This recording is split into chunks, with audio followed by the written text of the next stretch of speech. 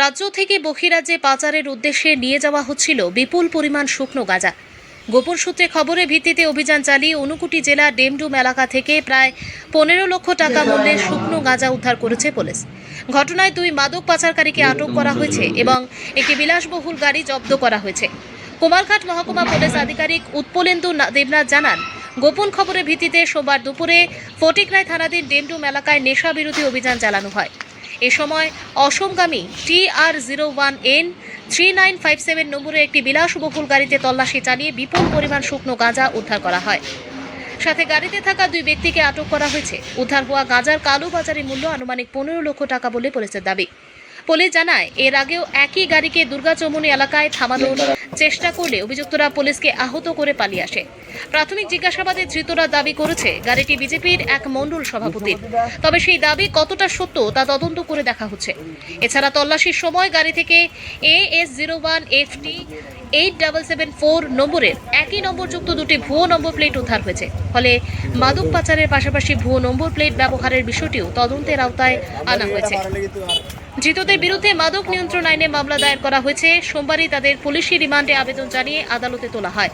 তদন্তে অগ্রগতির সঙ্গে মাদক পাচার চক্রের সঙ্গে আর কারা জড়িত এবং গাড়িটির প্রকৃত মালিকানা সম্পর্কেও আরও তথ্য সামনে আসতে পারে বলে পুলিশের ধারণা। কুমারঘাট প্রতিনিধির রিপোর্ট, প্রতিদিন ত্রিপুরা। আমাদের কাছে একটা ইনফরমেশন আসে যে একটা বিলাসবহুল গাড়ি সাদা কালারের XUV 700, ওই গাড়িটা আগরতলার থেকে যখন কমলপুর ক্রস করছিল দুর্গাচমনি নাকাতে, যে কর্মরত অফিসার ছিল যেটা নর্মাল ডিউটি রুটিনে নাকা চেকিং করছিল, ওইখানে যখন গাড়িটাকে দাঁড়া করায় তখন গাড়িটা প্রথম দাঁড়ায় এবং যখন ওদেরকে জিজ্ঞেস করা হয়েছিল তখন ওরা ফেক একটা আইডেন্টিটি দেয় যে উনি নাকি কোনো এক মণ্ডলের সভাপতি।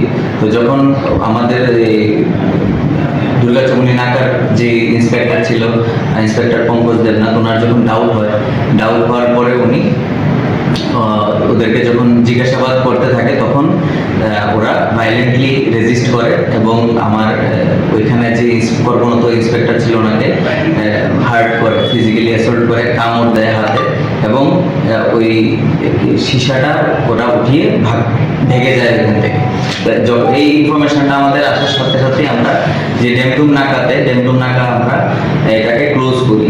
ক্লোজ করার পরেও এই গাড়িটা যখন আসে তখন এটা আমাদের যে ব্যারিকেড থাকে ড্রাম দিয়ে ওই ব্যারিকেডে ধাক্কা দেয় এবং ভেঙে যাওয়ার চেষ্টা করে। তো সেই মুহূর্তে আমাদের অলরেডি পুলিশ টিমও এখানে ছিল, মজুদ ছিল। তো পুলিশ টিম যথাযথভাবে ভালোভাবে ওদেরকে আটকাতে পারে।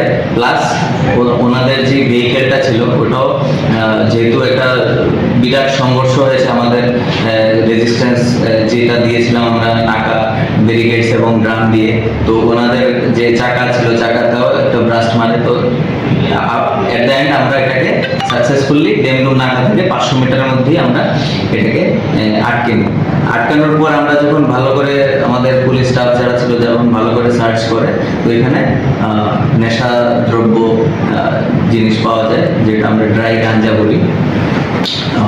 তো তারপর আমরা যা লিগ্যাল প্রসিজার মেনটেন করার আমরা এই অ্যাকর্ডিংলি ইনভেস্টিগেশন স্টার্ট হবে। আমরা লিগ্যাল প্রসিজার ফলো করে এক্সিকিউটিভ ম্যাজিস্ট্রেটের সামনে আমরা ওই গাঞ্জাটা সিজ করি।